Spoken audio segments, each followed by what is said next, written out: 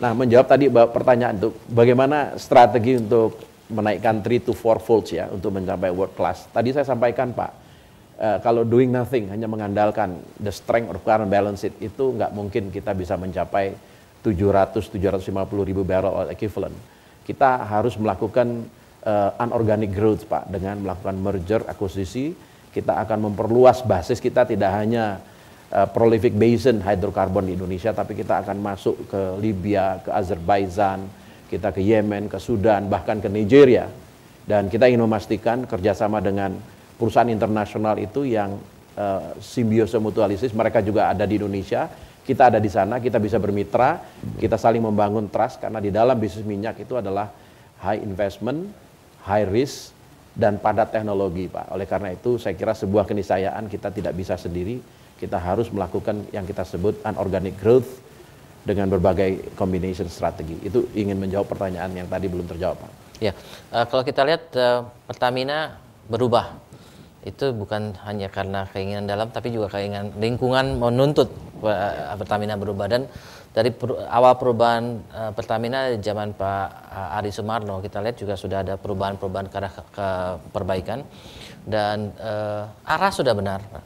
Tapi memang mungkin satu hal yang kita lihat adalah the speed.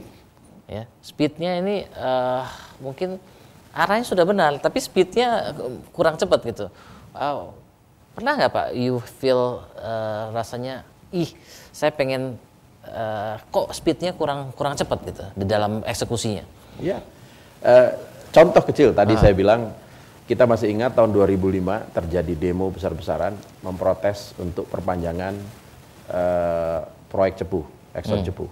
Dan pada saat itu dengan berbagai komunikasi publik, kita berhasil meyakinkan publik dan kemudian memperpanjang kontrak Cepu tahun 2005 pada waktu itu. Dan kemudian kita canangkanlah plan of development untuk Cepu. Cepu ini sebuah lapangan yang berada di tanah Jawa Pak, 3 kabupaten dan 2 provinsi, Jawa Tengah, Jawa Timur.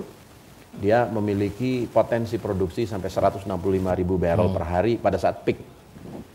Dicanangkan pada waktu itu harus selesai lebih kurang peaknya itu mencapai tahun 2009.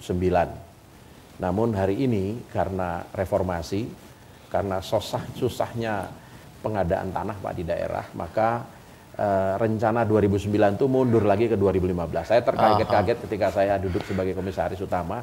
Begitu besar energi bangsa kita spend untuk melahirkan perpanjangan pada waktu itu dengan modified contract. Tapi kok baru 2015, lantas harapan masyarakat untuk kecukupan energi kan makin jauh. Right.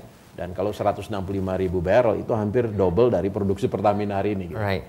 Jadi dan kami sudah melakukan the first 1 month itu melakukan quick win program dengan menghubungi BP Migas, menghubungi Menteri SDM, menghubungi berbagai pihak, kemudian kita coba petakan kembali, kita lihat apakah ini bisa di-accelerate, bisa di-fast track-kan proyek ini. Ternyata berdasarkan analisa kami, sekarang kami sedang negosiasi untuk bisa diselesaikan mid of 2013 dari 2015. Itu adalah salah satu contoh gitu.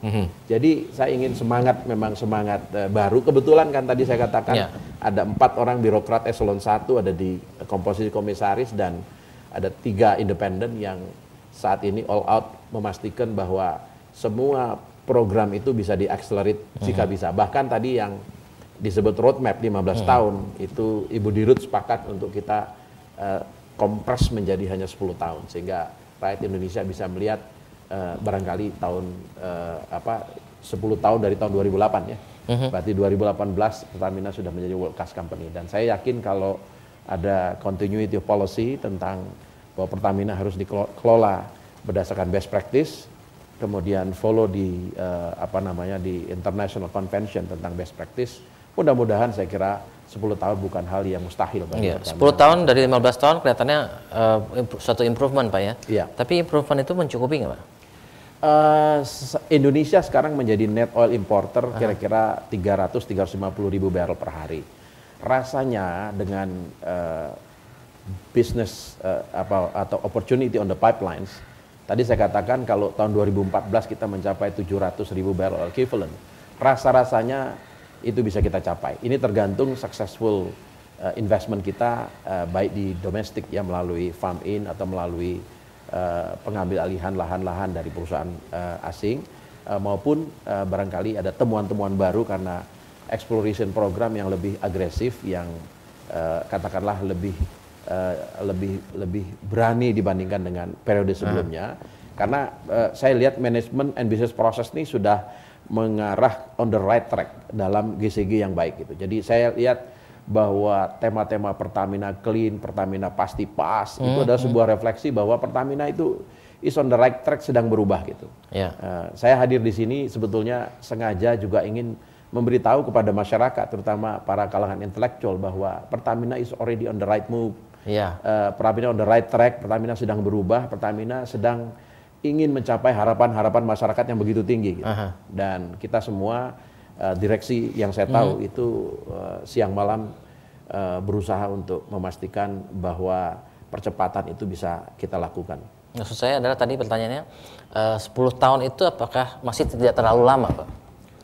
Saya kira di dalam sektor energi khususnya oil and gas itu lead time itu memang panjang, Pak. Ini bukan bisnis trading di mana buy low sell high atau developer buy low develop sell high. Karena ini syarat dengan muatan risiko investasi. Kemudian kalau di dalam perminyakan itu ada periode eksplorasi itu bisa 3 sampai 10 tahun, Pak. Kemudian ada periode development, delineation, baru fase produksi.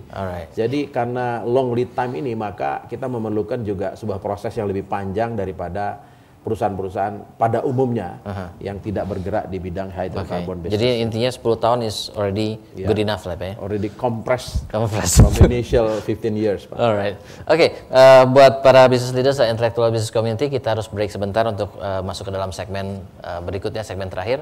Buat Anda yang ingin berpartisipasi, silakan SMS ke 0896 Kita break untuk segmen berikutnya.